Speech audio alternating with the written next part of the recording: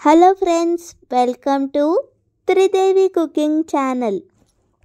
చాలా ఈజీగా మరియు ఎంతో రుచికరంగా ఉండే చికెన్ 65 ఎలా చేయాలో చూసేద్దామండి. ఒక ప్లేట్లో శుభ్రంగా కడిగిన చికెన్ ముక్కలను వేసుకోండి.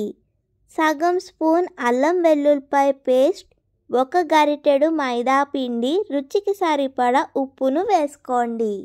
10 లేదా 15 ఎండుమిరపకాయలను వేడి నీటిలో నానబెట్టుకుని మెత్తని పేస్ట్ కింద గ్రైండ్ చేసుకోండి. 1 టేబుల్ స్పూన్ వరకు ఎండుమిరపకాయల పేస్ట్ని కూడా వేసుకుని కొద్దిగా నీళ్లను వేసుకుంటూ కలుపుకోండి. ఈ విధంగా మైదా పిండి, రెడ్ చిల్లీ పేస్ట్ చికెన్ ముక్కలకు బాగా పట్టేలాగా కలుపుకుని 2-3 గంటల వరకు చికెన్ ముక్కలను బాగా మ్యాగ్నేట్ చేసుకోండి.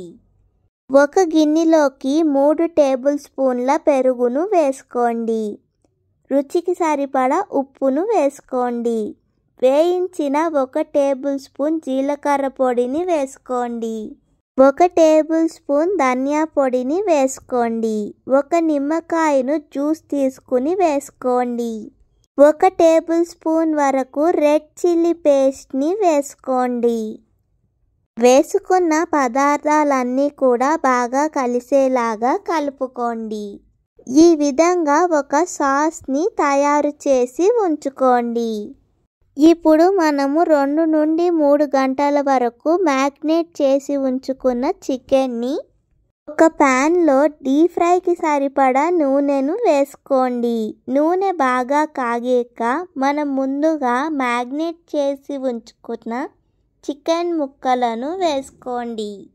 వేసుకున్న చికెన్ ముక్కలను దోర బంగారు రంగులోకి మారేంత వరకు బాగా కలుపుతూ వేయించుకోండి.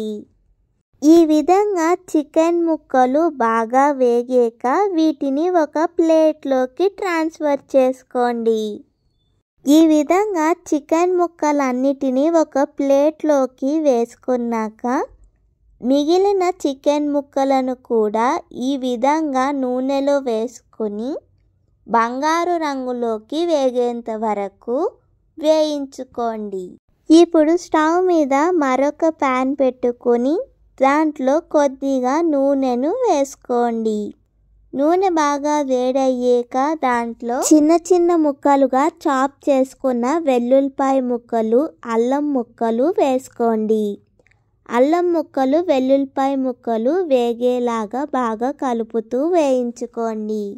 గుప్పెడంత పచ్చిమిరపకాయలను ఈ విధంగా పొడవుగా చీల్చుకుని వేసుకోండి. ఎండుమిరపకాయ ముక్కలను కూడా వేసుకోండి. పచ్చిమిరపకాయలు, ఎండుమిరపకాయలు వేగాక గుప్పెడంత కరివేపాకు ఆకులను వేసుకోండి. కరివేపాకు కొద్దిగా వేగాక కొత్తిమీర, పుదీనా ఆకులను కూడా వేసుకోండి.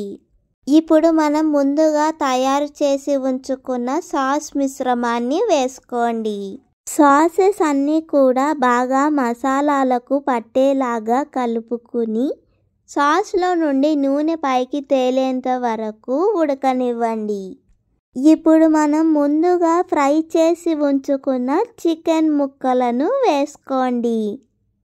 చికెన్ ముక్కలకు సాసెస్ అంతా కూడా బాగా పట్టేలాగా కలుపుకోండి. ఒక 5 నుండి 10 నిమిషాల వరకు హై ఫ్లేమ్లో చికెన్ ముక్కలను బాగా టాస్ చేసుకోండి. ఎంతో రుచిగా తక్కువ సమయంలో హోటల్ స్టైల్లో చాలా రుచిగా ఉండే చికెన్ 65 తయారైపోయిందండి. ఒకసారి ఈ రెసిపీని తప్పకుండా ట్రై చేసి చూడండి. మీకు ఈ రెసిపీ కనుక నచ్చితే లైక్ చేయండి, షేర్ చేయండి మరియు త్రిదేవి కుకింగ్ ఛానల్ని సబ్స్క్రైబ్ చేసుకోండి.